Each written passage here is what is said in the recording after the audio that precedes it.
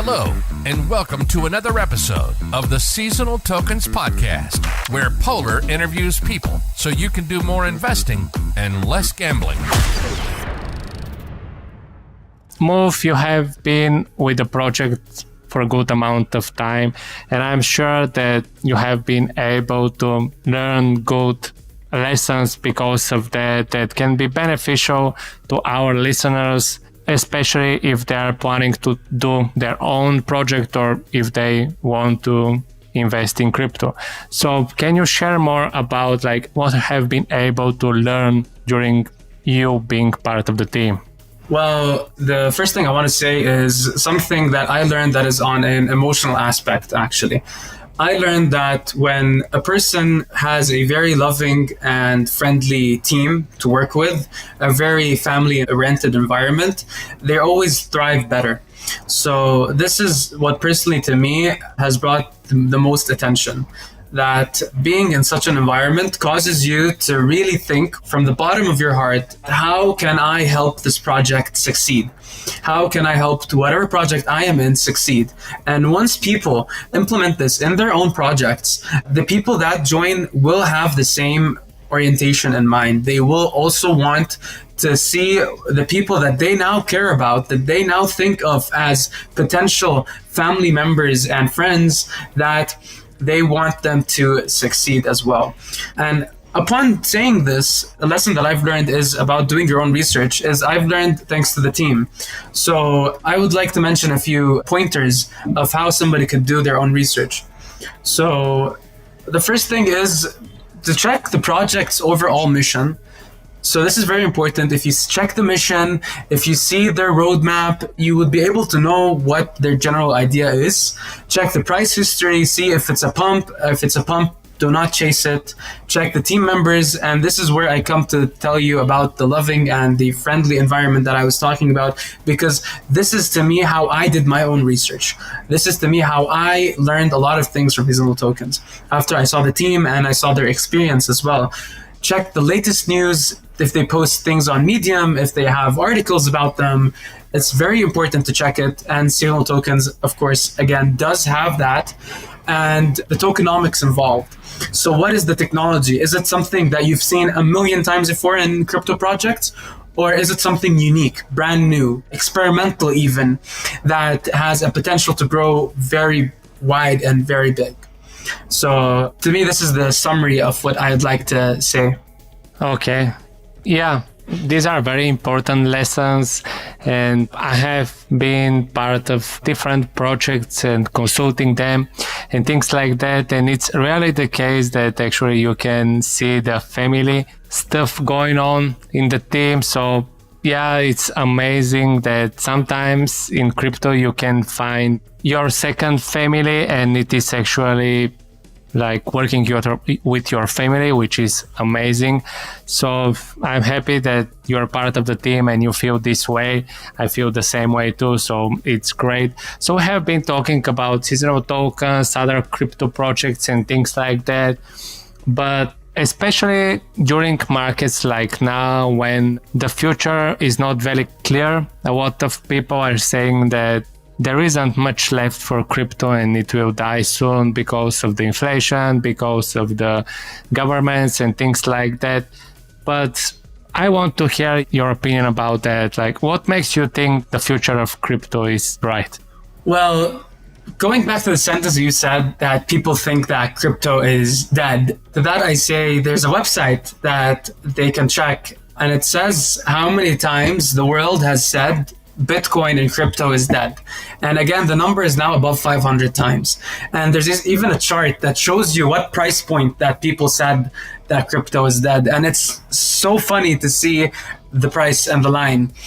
The next thing I would like to mention in a simple word actually is Metcalfe's law. So if you're not familiar with Metcalfe's law, in short, it's the more people get added to any network, the more valuable the network is. So if I have one phone and I'm the only person in the world that has a phone, this phone is almost valueless.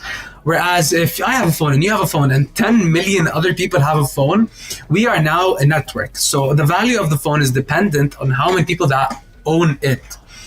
And this is the case in crypto. As I also said previously, the internet adoption was very slow. And the people, when the internet first came out on TV, they used to say that, hey, the internet's dead. No, this is something that will not be adopted. And look at us today. We are literally using the internet in our day-to-day lives. This podcast is thanks to the internet. So if you look at that and you compare it to the adoption of crypto, you can see that we're following a very similar trend.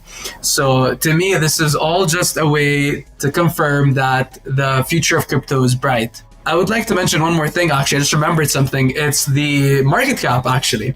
So the total market cap of crypto right now has decreased from 3 trillion almost to 1 trillion.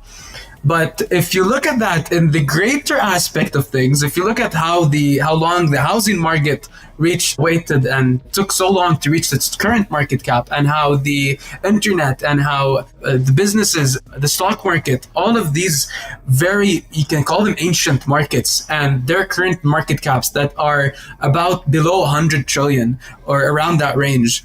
They took so long to reach that. And if you compare crypto reaching 1 trillion in a very few amount of years, then this is insane growth. And this leads me to believe that crypto will have a way higher market cap in the future once more and more people adopt them. So if, let's say, the real estate market alone decides to adopt crypto as a mode of payment, then the market cap of real estate will be transferred to crypto. And that is an insane amount of growth.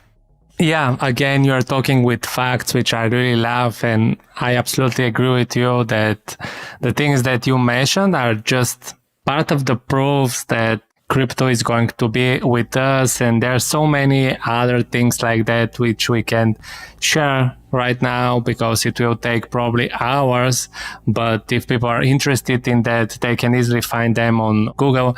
So yeah, I also believe that the future of crypto is bright, but we believe when we see, and it's better to make your own research and see the facts with your own eyes.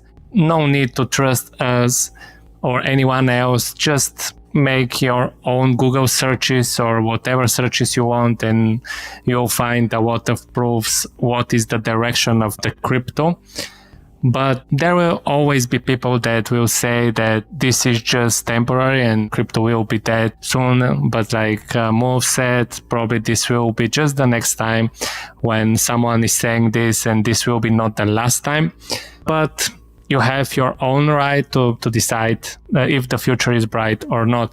So I think it's obvious, Mouph. We are both believers in crypto and we'll be here to help it grow and things like that. And we have been talking a lot about different crypto topics, seasonal tokens. And I think that the time has come for some final words. What are your final words to our listeners? Well, the first thing I'd like to say is, again, thank you so much for having me. It's been very fun. I enjoyed this conversation a lot. And well, I just want to say for our listeners that, yes, Polar, you're correct. Always do your own research. Whatever I say or Polar says, you can use that, but research what we said to be safe. Always research what anybody tells you to be safe. And with the current market conditions, just hold on, hodl. Take advantage of the sale season and stock up on crypto and tokens. Again, not financial advice, but crypto is new and there is way more yet to come in hopes of a brighter future. Absolutely, absolutely. So thank you very much, Mouph, for being a guest on the Seasonal Tokens podcast. I'm sure that our listeners will be able to find a lot of value in it. So I hope that we'll be able to talk another time again. Yes, I hope so too. Thank you so much. If anybody, again, I forgot to mention this, I'm so sorry. If anybody needs anything, they can contact me on Discord. The handle is Mouph. They can contact me anytime. I'm usually always online, or you can open a ticket. If you need help with seasonal tokens, to talk about crypto, to chat, to have fun, I'm always there. Thank you again. Amazing, amazing. So thank you very much again, Mouph. It was a big pleasure for me to have you on the podcast. So thank you very much again for all that have been able to reach this part of the episode. I truly appreciate your support and would be really grateful if you can subscribe to the podcast on your favorite platform, because there are a lot of great things that we have prepared for you in the future. So thank you very much again for listening to me and to our guest. I'm Polar, the CMO of Seasonal Tokens, and I'll talk to you on the next episode of the Seasonal Tokens podcast.